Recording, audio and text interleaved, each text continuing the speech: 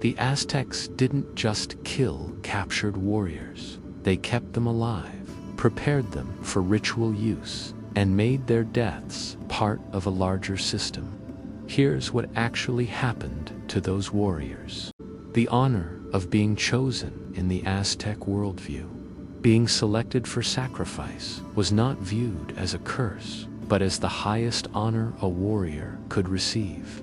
The Aztecs believed that those who died on the sacrificial stone were guaranteed a place in the most glorious afterlife, dwelling in the paradise of the sun god Huitzilopochtli. Unlike common people who died of disease and descended to the dark underworld of Mictlan, sacrificial victims would transform into beautiful hummingbirds and butterflies, accompanying the sun on its daily journey across the sky. This belief was so deeply ingrained that some warriors actually volunteered for sacrifice, viewing it as the pinnacle of nobility and spiritual achievement. They were assured their sacrifice maintained cosmic balance and agricultural fertility for all humanity. The priests emphasized that without their noble offering, crops would fail, rain would cease, and civilization would collapse into chaos. This psychological framework transformed victims from prisoners into willing participants in a divine transaction. Viscera fed to zoo animals after the sacrificial rituals concluded, and the hearts were offered to the gods. The Aztec priests disposed of the victims' internal organs in a manner that shocked Spanish conquistadors who witnessed it. The viscera, including intestines, liver, lungs, and other organs deemed unsuitable for human consumption or ritual use, were systematically collected and fed to the animals housed in the royal menagerie.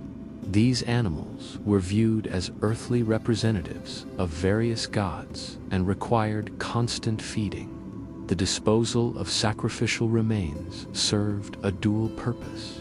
It provided sustenance for these sacred beasts while efficiently managing the massive quantities of human remains generated by frequent ceremonies. Spanish chronicler Bernal Diaz del Castillo recorded his horror at seeing priests carry baskets of organs to feed the caged predators. The serpents were particularly well fed as they represented Quetzalcoatl and other important deities. This practice revealed the Aztecs' methodical approach to sacrifice, where every part of the victim's body served a specific religious or practical function. Nothing was wasted in this sacred ecosystem of death. Multiple warriors fighting one victim in certain sacrificial ceremonies. Captured warriors faced an orchestrated execution disguised as combat. The victim would be forced to fight not against one opponent, but against multiple elite Aztec warriors simultaneously. Typically, 4 to 6 of the empire's finest fighters participated, including members of the prestigious Jaguar and Eagle warrior orders.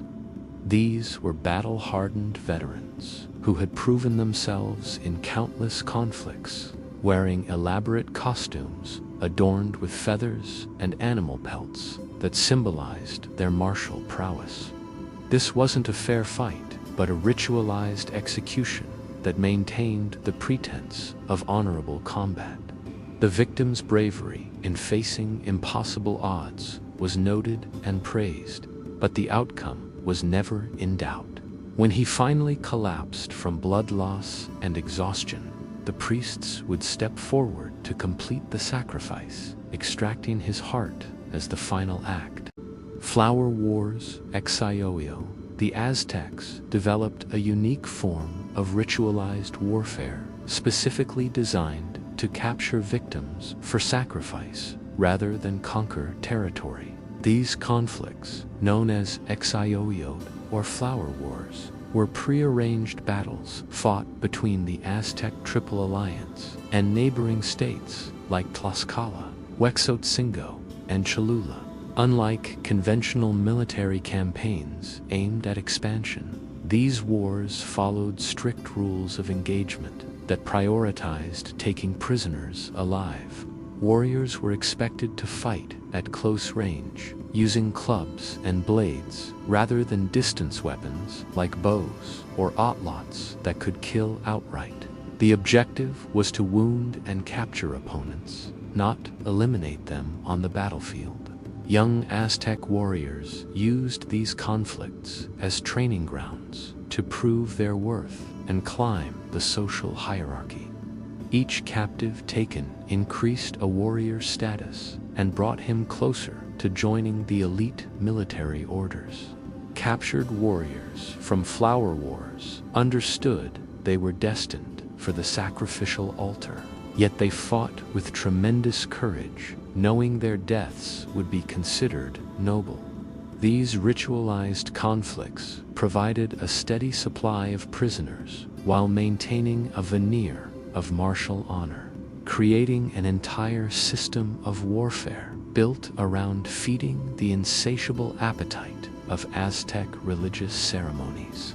Pre-sacrifice preparation rituals before facing death. Captured warriors underwent elaborate preparation ceremonies that could last days or even weeks. The Aztecs believed these rituals transformed ordinary prisoners into sacred vessels worthy of the gods. Victims were taken to special chambers where priests bathed them in waters considered holy, washing away their former identities. Their bodies were then painted with intricate designs using vibrant pigments, each color and symbol carrying specific religious significance. Red represented blood and life force, while black symbolized the underworld and death. White pigments marked purity and divine selection.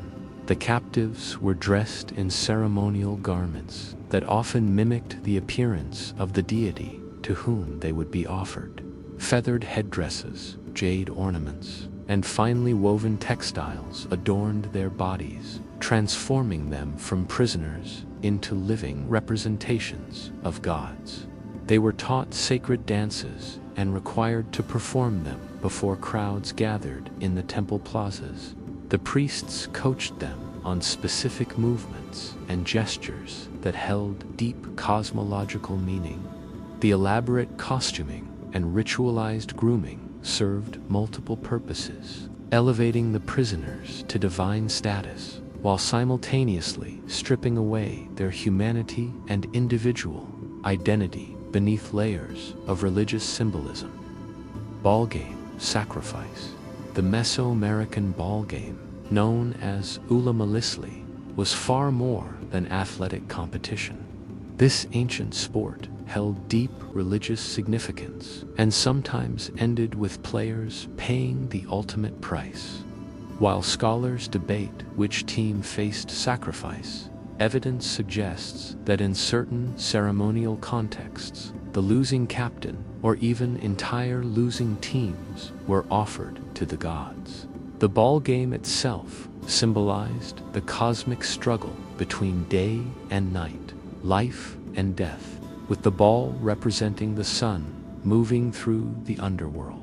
When played as part of religious festivals, the outcome determined who would be sacrificed.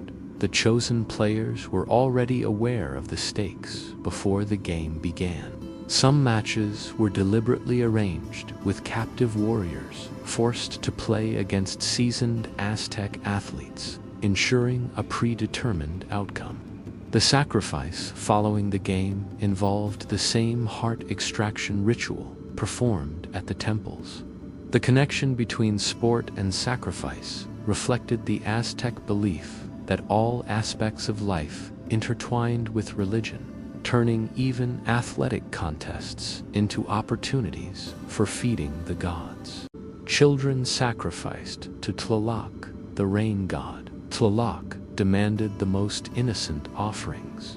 Aztec priests specifically selected young children for sacrifice during ceremonies meant to ensure rainfall and agricultural abundance. The logic behind this practice stemmed from a belief that children's tears resembled falling rain, making them the perfect messengers to the water deity. Priests deliberately provoked crying in these young victims before and during the ritual, interpreting their tears as favorable omens. The more a child wept, the more rain the gods would supposedly provide for the growing crops. Some were selected from within Aztec society itself, chosen for specific physical characteristics deemed pleasing to Tlaloc. The sacrifices occurred during the first month of the Aztec calendar, a period called Atelcoalo, which focused on water and fertility rites. Unlike adult warriors who faced heart extraction atop pyramids, children were often drowned in sacred springs, lakes, or specially constructed pools. Some were sealed in caves where water collected, left to perish slowly in darkness. The priests believed the location of sacrifice mattered, with mountaintop shrines and natural water sources being particularly sacred to Tlaloc. These young victims represented the intersection of desperation and devotion in Aztec religion. Dismemberment at pyramid base after the heart extraction ceremony concluded atop the temple pyramid. The victim's body did not simply remain on the altar. Priests pushed or kicked the lifeless corpse down the steep stone steps, where it tumbled and rolled violently to the base. The pyramid steps were deliberately constructed at severe angles, ensuring the body would gain momentum during its descent. Spanish conquistadors reported hearing the sickening thuds as bodies bounced off each step before crashing into the plaza below. This butchery happened in full view of the public, with crowds of citizens watching the process as part of the religious spectacle. The dismembered parts were then distributed according to strict protocols. The warrior who had originally captured the victim in battle received the limbs as his reward. Other choice portions went to nobles and high-ranking priests. Each piece served a designated function within the complex web of Aztec ritual and social obligation. New fire ceremony every 52 years. The Aztec calendar completed a full cycle, marking an event of cosmic significance that required an extraordinary sacrifice.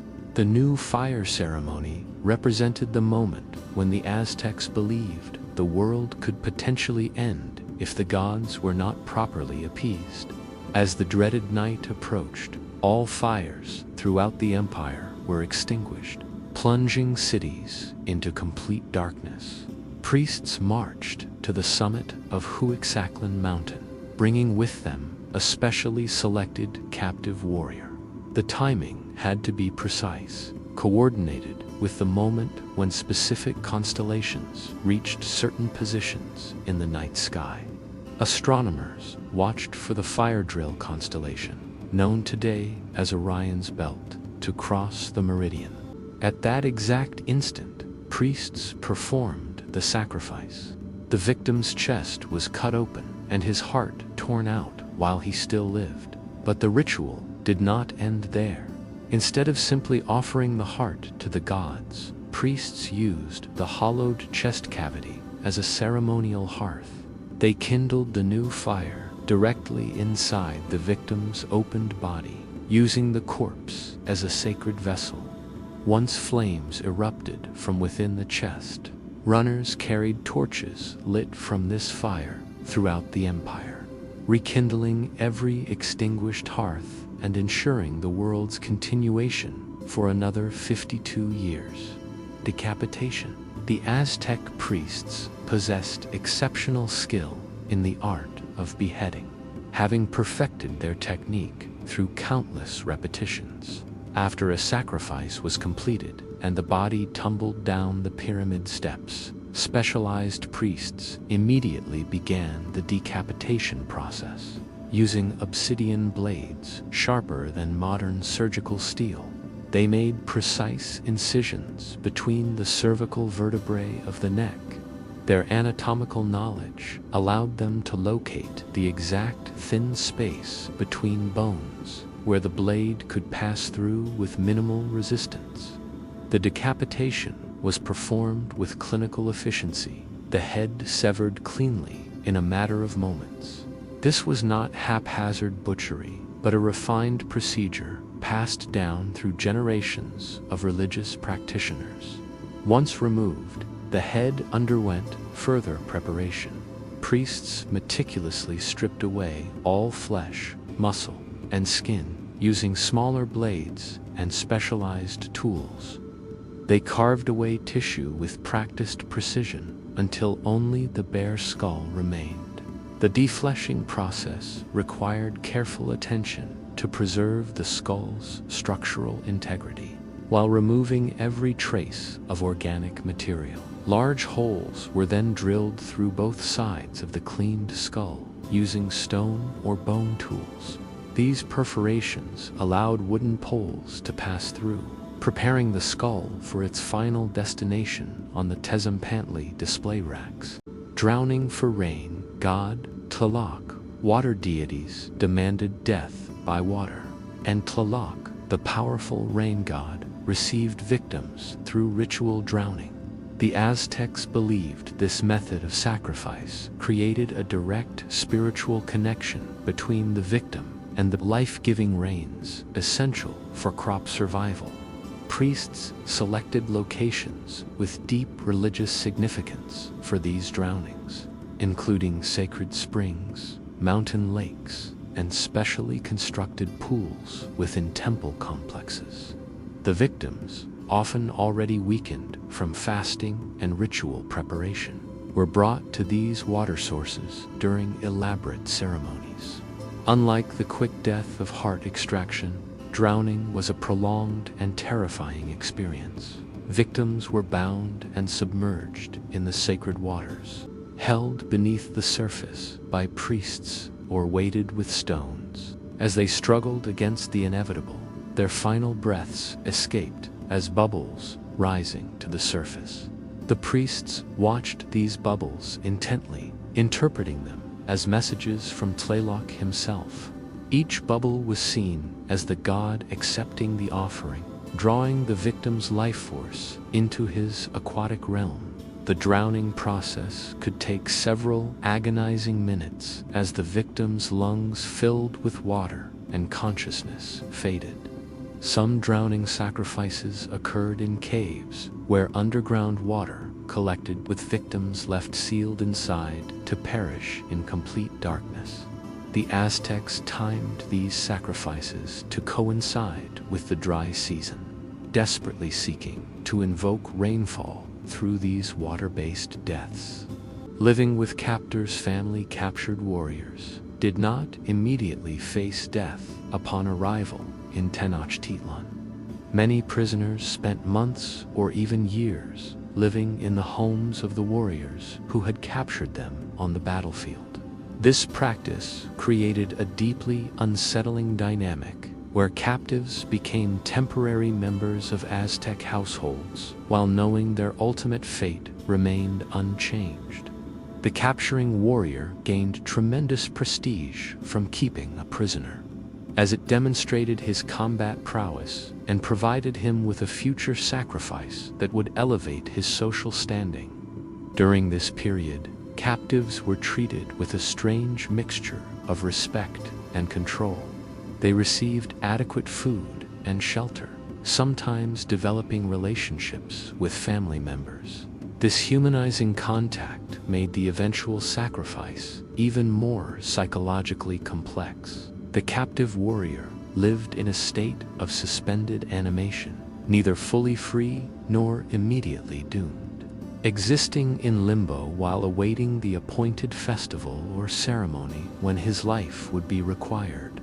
Some historical accounts mention captives who lived with families for years, learning Nahuatl language and Aztec customs, becoming almost integrated into society before finally being led to the pyramid.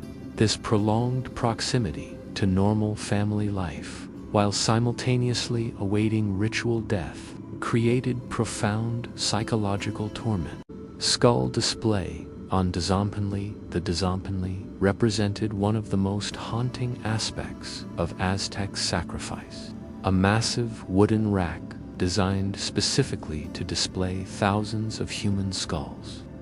These structures stood prominently in the ceremonial center of Tenochtitlan, positioned where visitors, ambassadors, and citizens could not avoid seeing them. Spanish conquistador Andrés de Tapia described enormous towers flanking the main temple, built entirely from skulls, with a central rack holding thousands more suspended on horizontal poles. However, archaeological excavations beginning in 2015 proved the descriptions were accurate.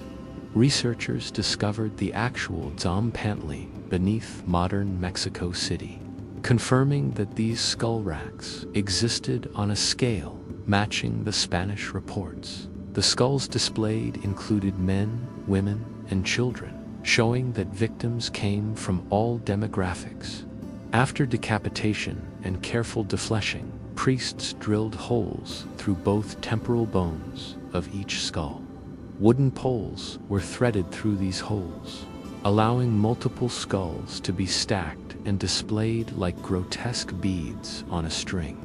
The skulls were arranged in neat rows, creating a wall of death visible from great distances. This public display served multiple functions: intimidating enemies and subject peoples, while demonstrating the empire's power and the gods' insatiable appetite. The Tzompanli turned death into architecture, transforming human remains into a permanent monument. Ritual cannibalism. After the sacrificial ceremony concluded and the body was dismembered, certain portions of the victim's flesh were consumed in highly ritualized acts of cannibalism. This practice was not driven by nutritional need, but by deep religious belief and social protocol. The warrior who had captured the victim in battle received the limbs, particularly the arms and legs, which contained the most muscle tissue. He would take this flesh home, where his family prepared it in traditional dishes, often cooking it in stews with maize and peppers. However, the captor himself could not eat the flesh of his own prisoner. The Aztecs believed doing so would be equivalent to consuming one's own flesh, as the captor and captive had become spiritually linked through combat. These recipients understood they were not simply eating human flesh, but consuming the essence of a warrior who had been transformed into a god through sacrifice. The most sacred portions, including the chest and stomach, were reserved exclusively for priests and nobility, never given to common people.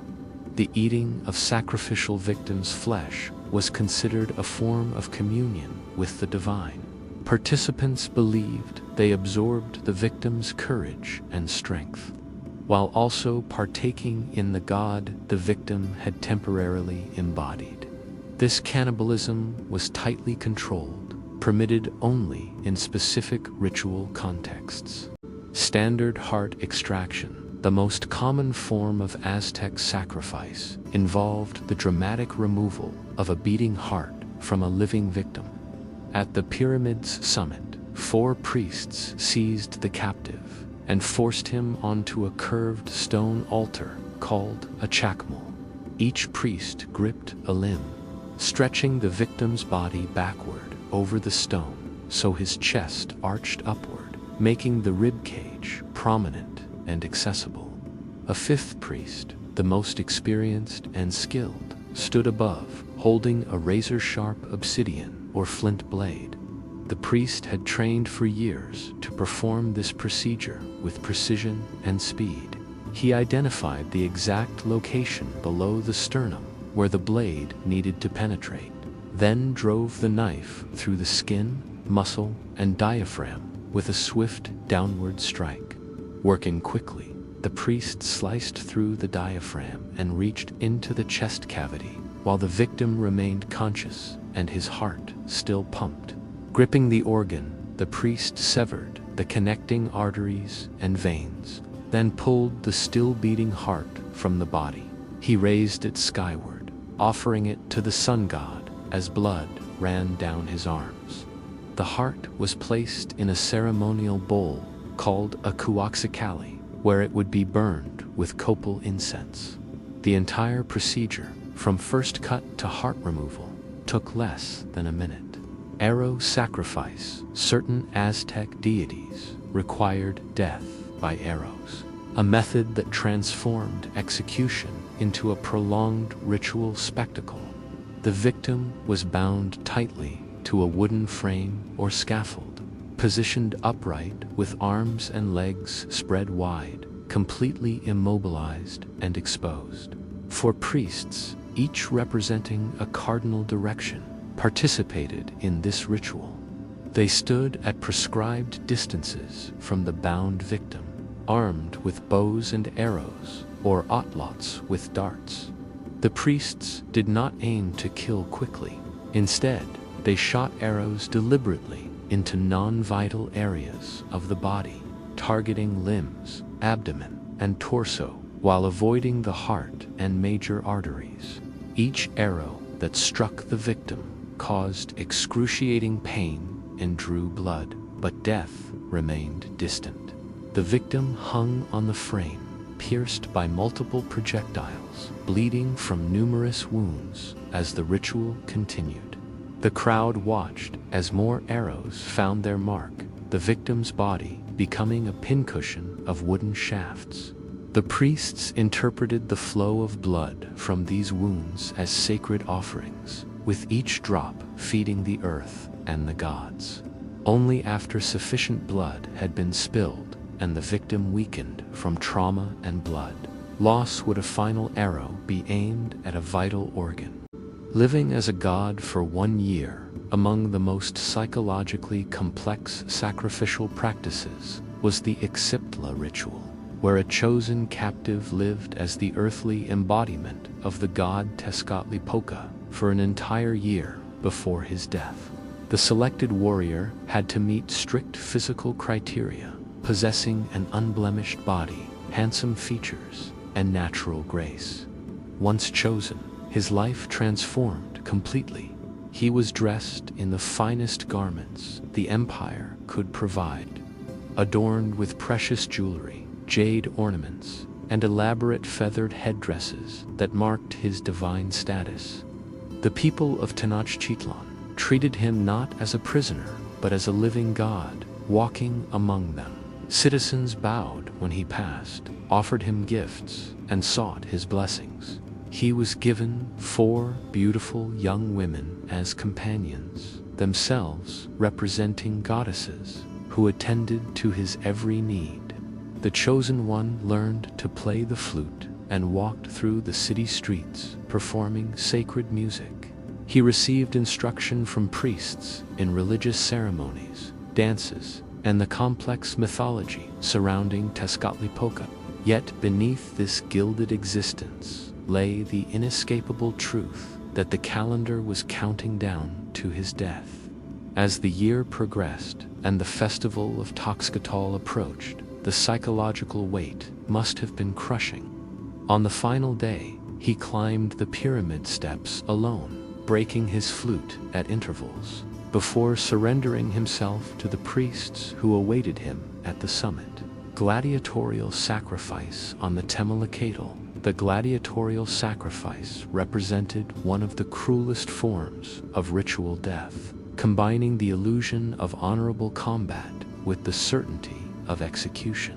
A massive circular stone platform called a Temelacatl served as the fighting arena. Its surface, carved with intricate religious symbols and stained dark from countless sacrifices. The chosen captive, typically a warrior who had shown exceptional bravery in battle, was brought before the crowd and given what appeared to be fighting weapons. However, this was elaborate deception. while his opponents wielded Makua swords embedded with razor-sharp obsidian blades capable of decapitating a horse. The captive received only a wooden club decorated with feathers instead of cutting edges. His ankle was tethered to the stone platform with a rope just long enough to allow movement across the surface, but preventing any escape. Against him came not one opponent, but 4 to 6 of the Aztec Empire's most elite warriors, members of the prestigious Jaguar and Eagle orders, who had proven themselves in countless battles. These fighters wore full ceremonial armor and attacked in coordinated waves. The captive fought desperately, dodging and blocking as best he could with his useless weapon, but every clash brought new wounds. The obsidian blades sliced through his flesh as he stumbled and bled across the stone. The fight continued until he collapsed from blood loss and exhaustion, at which point priests completed the sacrifice. Flaying and skin-wearing Ziptotec, the god Ziptotec, whose name translates to our Lord, the Flayed One, demanded perhaps the most disturbing sacrifice in the Aztec religious calendar. During the spring festival of Tlaquexipializli, which lasted 20 days, captive warriors faced a fate that extended far beyond their own deaths. After the victim's heart was extracted in the standard sacrificial manner, priests performed an additional procedure that required exceptional skill and precision. Using obsidian blades, they made careful incisions around the victim's neck, wrists, and ankles, then methodically peeled the entire skin from the corpse in one complete piece. This flaying process demanded intimate anatomical knowledge, as the priests worked to keep the skin intact, creating what was essentially a full-body suit of human leather. The removed skin was then dyed yellow, representing new corn husks and spring vegetation. Young priests and devoted worshippers, called the Zipim, or skinned ones, wore these flayed skins for the entire duration of the 20-day festival. They pulled the skin over their own bodies like grotesque costumes, with the previous owner's face becoming a mask, and the hands and feet dangling loosely from their limbs. As days passed, the skins began to rot and decompose while still being worn, creating an overwhelming stench. The wearers paraded through the city, engaged in mock battles, and solicited offerings from citizens who touched the decaying skin, believing it held curative powers for diseases. The fire sacrifice, the absolute worst fate a captured Aztec warrior could face, combined 2 forms of torture into one unspeakable ordeal. This sacrifice honored Thecuilit and Huetot, the ancient fire gods who the Aztecs believed could unleash plagues of flame upon their cities if not properly appeased. The priests threw the living victim directly into the flames, where he writhed and screamed as fire consumed his skin and flesh. But before death could claim him, before his suffering could end, priests used long hooked poles to drag his burning body from the fire. His skin was charred and blistered, his flesh seared and smoking, yet he remained conscious and alive. The priests then carried this burning, tortured victim to the sacrificial stone, where they performed the heart extraction while he still lived. The priest cut through the burned chest cavity and tore out the beating heart from a man who had just endured being burned alive. A ceremonial fire was then lit in the scorched cavity of his chest, completing the offering to the fire gods and ensuring the sun would continue its journey.